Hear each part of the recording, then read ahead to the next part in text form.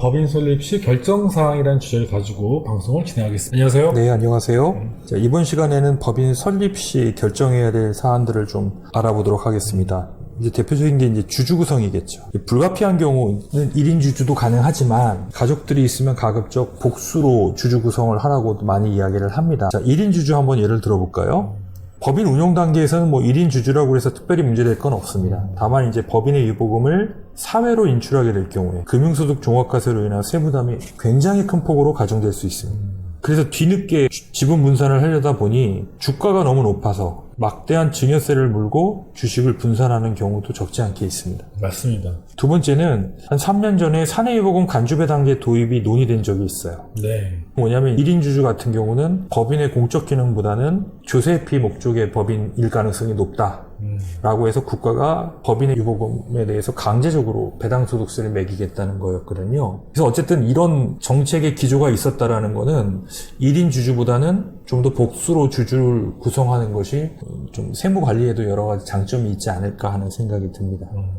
그래서 복수의 주주 구성이 세무상 유리합니다. 그렇다고 해서 차명으로 주주 구성을 하게 될 경우에는 차명으로 인한 리스크가 더 클 수 있어요. 그렇죠. 예, 와인에 항암 효과가 있다고 해서 항암 효과가 발휘될 정도로 와인을 먹으면 뭐 간이 망가진다는 얘기와 비슷한 얘기. 예. 차명주주는 불가피한 경우 아니면 지양을 하라고 말씀드리고요. 또 왜 차명주주에 대해서 리스크가 나고 보는지 말씀드려볼게요. 이 차명주주 같은 경우는 사실 우리가 예측 못할 여러 가지 인적 위험들이 있습니다. 이혼할 수도 있고요. 그 차명주주의 재산이 압류될 수도 있고 사망할 수도 있고 내 거라고 변심할 수도 있고 이민도 들어가 있어요. 이런 상황이 발생되면 이제 소유권 자체에 대해서 분쟁이 생길 필요가 있죠. 그래서 굳이 불가피하게 차명주식을 해야 된다면 반드시 이거는 내 거야 라고 하는 서류를 작성 후에 공증을 받아두라는 얘기를 꼭 하고 있죠. 명의신탁 합의서. 그렇죠. 네. 근데 이건 공증을 받아두는 거는 이제 소유권에 대한 부분만 클리어하게 되는 것 뿐이지 실제 명의신탁 증여의제라고 해서 이 차명으로 했을 때 실소유자에게 증여세가 부과가 되는 세금 문제는 별도로 남아 있습니다. 예, 그래서 이 세금 문제가 있기 때문에 매년 비상장 주식 가치가 어떻게 변하는지를 세심하게 관리할 필요가 있다. 이게 무슨 얘기냐면 어느 시기가 되면 다시 환원해 와야 되잖아요. 이제 주식 가치가 어떻게 변동되냐가 굉장히 중요한 변수가 되기 때문에 주가 변동 추이를 좀 세밀하게 관찰하라는 의미로 말씀드린 겁니다. 과점주주라는 거는 특수관계자들이 50%를 초과하게 되면 과점주주에게 부과되는 의무가 뭐가 있냐? 다른 건 없습니다. 뭐 상거래 채권에 대해서 과점주주가 연대 책임지고 이런 건 없어요. 다만 조세에 있어서는 국세나 지방세 공이 2차 납세 의무라는 게 있어요. 그래서 법인이 납부하지 못해서 체납되어 있는 상황에 이제 과점주주가 자기 지분에 비례해서 2차 납세 의무를 부담한다. 법인이 이제 주주로 구성되지 않습니까? 네. 투자를 받을 수도 있고요. 그래서 보통 이제 주주와 지분과 관련된 리스크에는 이런 리스크들이 있으니까 한번 좀 내용을 간략하게만 제가 설명을 한번 드려볼게요. 이제 주주 수가 늘어나면 주주별로 주주권 행사를 할 수가 있습니다. 그 주주권 행사가 회사에 어떤 영향을 미치는지에 대해서 한번 고민을 해보실 필요가 있고요. 이제 과점주주 문제, 차명주주 문제, 이제 1인 주주, 단독주주일 때의 비용과 편익 분석을 한번 해볼 필요가 있다. 배당 리스크는 배당의 종류는 뭐 중간 배당, 현물 배당, 차등 배당, 감액 배당 등 되게 다양한 종류가 있어서 어느 배당이 제일 유리할지에 대한 검토도 한번 해보실 필요가 있고요. 특히 금융소득 종합과세를 피하기 위한 사전 대응 조치도 한번 마련해 볼 필요가 있습니다.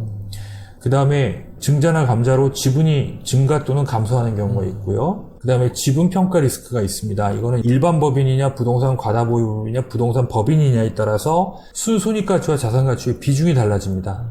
예, 그래서 만약에 부동산의 비중이 늘어나게 되면 우리 회사의 주가가 어떻게 영향을 미치는지에 대한 것도 한번 검토해 볼 필요가 있고요. 지분율 변동이 생기는 그런 상황이 생길 수 있다면 이 지분 평가에 대해서는 꾸준히 관심을 가지셔야 돼요. 왜? 세금이 나오기 때문에 그렇습니다.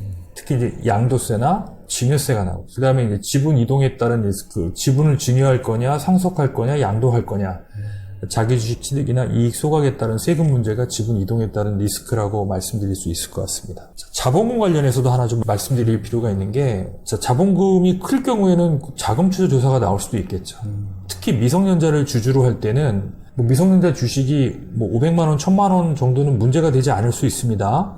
근데 이 주식이 단기간에 급등을 하게 되면 자녀가 상당한 이익을 얻을 수 있잖아요. 증여 이익을. 그렇죠. 예. 그래서 이런 경우는 주식 취득 차금에 대한 자금처 조사가 이루어질 수 있기 때문에 자녀에게 해당 자본금에 대한 증여세 신고 납부가 필수적이다라는 점 유념하시겠습니다. 자녀에게 증여 신고를 한 기록이 없으면 오히려 자녀 주식이 차명 주식이 될 수도 있지 않습니까? 그렇죠. 네. 자, 다음에 자본금 구성을 어떻게 하는 게 유리하냐? 이 자본금이라는 거는 법인에 대해 공신력과도 관련이 있습니다. 1,000만 원에서 5,000만 원 정도를 많이 권하는데요. 이런 경우 있습니다. 사업 양도양수로 법인 전환하는 경우 개인 사업주가 법인으로부터 양도대금을 받게 되잖아요. 네네. 그럼 그 양도대금으로 현물 출자를 하게 되면 자본금을 늘릴 수 있잖아요. 당장 현금을 많이 넣지 않아도. 네. 다만 초기에 처음부터 1억으로 자본금을 세팅하는 경우와 단계적으로 자본금을 증자하는 경우 비용 차이가 있겠죠. 그래서 제가 사례를 한번 들어봤습니다. 보면 이제 과밀억제권역과 비과밀억제권역.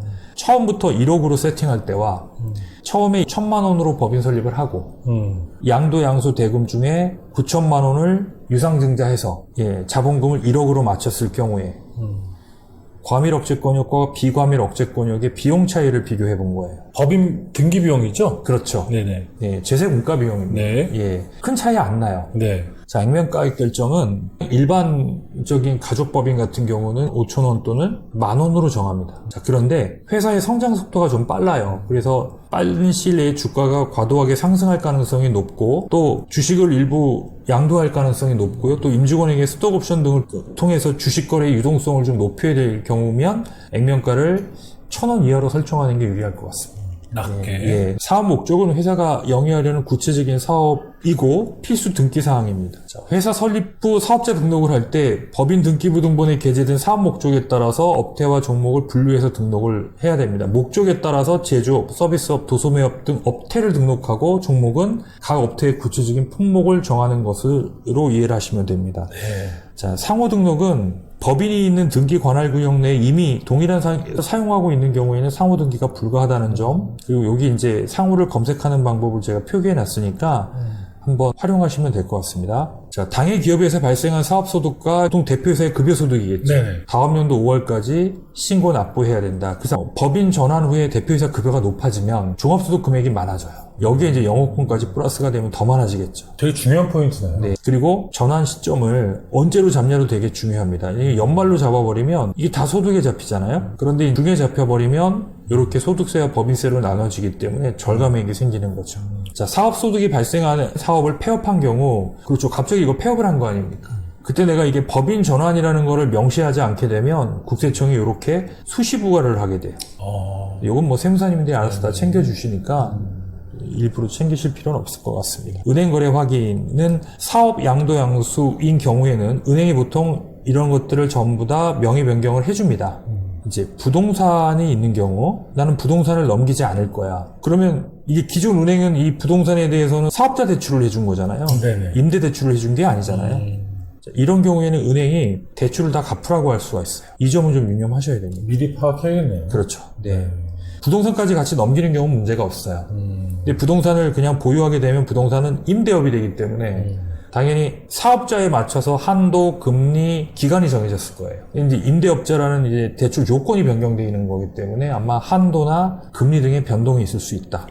주식회사는 주주 중심 회사입니다. 처음에 복수로 주주 구성을 하시면, 즉 가족에게 분산하시면 훗날 배당 소득세를 절세할 수 있습니다.